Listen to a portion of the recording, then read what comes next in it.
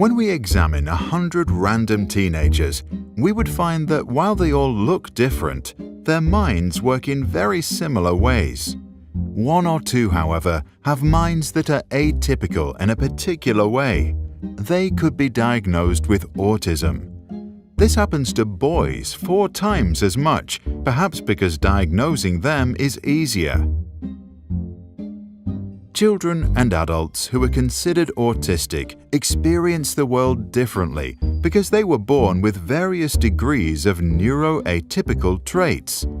Most autistic children have more refined senses and share a deep desire to bring logic into their surroundings. Some seek repetitive behaviors that follow specific patterns, and many appear to be asocial and avoid eye contact. Autism is not a disease and therefore cannot be cured. Since all our brains are different and there is an endless range of nuances in their architecture, autism is defined as a spectrum. On one side of the spectrum is high-functioning autism, also known as Asperger's syndrome. These children are highly intelligent and have extreme abilities and interest in specific areas. In the middle are those with average intelligence and some problems learning new things in school. On the far end of the spectrum are children with severe learning disabilities who may require support in their daily lives. Timo, a young boy, can help us understand how living with a neurodivergent mind can be. His mum noticed early on that her boy would avoid eye contact and that he would often become upset if she hugged him. He never returned smiles, and engaging him in play with friends often ended in a tantrum.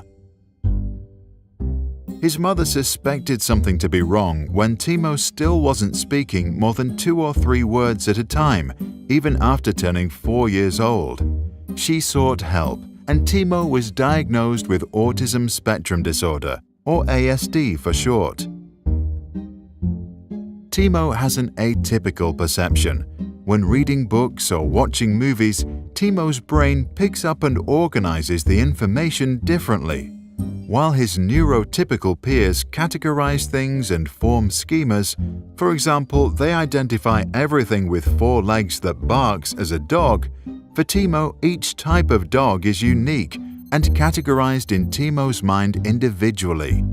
His attention to detail and inability to generalize makes Timo more objective in his perception of the world and less prone to a framing bias.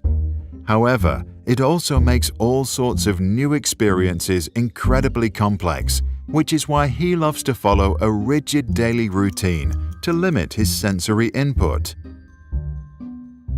Timo is highly sensitive. His brain amplifies whatever input it perceives. He hears everything and has a heightened sense of touch. However, this superpower makes situations where many people speak simultaneously very challenging. Timo hears everyone but understands nothing. The sensitivity to touch makes eating an intense experience. If a texture or flavor is too much to handle, Timo won't eat it. Also, walking barefoot on wet grass or playing in dirt overwhelms his brain. He has a fascination with logic. Timo naturally looks for patterns that bring logic into this world. Sometimes he also tries to bring order into his own behavior and ways of moving his body. When structured patterns are broken, he gets upset. It freaks him out when someone counts to 8 but doesn't continue to 10. Doctors call it an obsessive-compulsive disorder, or OCD. Timo experiences social disconnection. He has trouble connecting with others because social settings overwhelm his sensitivity and desire for order. Because human emotions are incredibly complex and don't follow a set predictable pattern, Timo often finds himself misreading situations and upsetting people around him. As a consequence, he avoids people and rarely makes eye contact, which doesn't matter that much to him, since most of the things other people talk about are illogical, irrelevant, and boring anyway. For 4 years, his mother had him treated by a therapist who would show him images of faces to help him learn to identify feelings. This meant he got better at identifying facial expressions and corresponding emotions. However, personally, he is still not very interested in reading faces or establishing new social contacts. He has 2 friends who share the same interests and couldn't wish for more. Since Timo's autism is not an illness we can treat, but rather a different way of him experiencing the world, the question remains whether we should try to change him through therapy or accept him for who he is. So, what do you think? Should we treat children with autism with therapy or celebrate them for who they are? Or perhaps do both? Maybe it's not their atypical minds, but our stereotypical way of looking at them that needs correction. To get a 3-dimensional glimpse of how an autistic girl experiences her own surprise birthday party, or to download this video without background music, check the descriptions below or visit sproutsschools.com.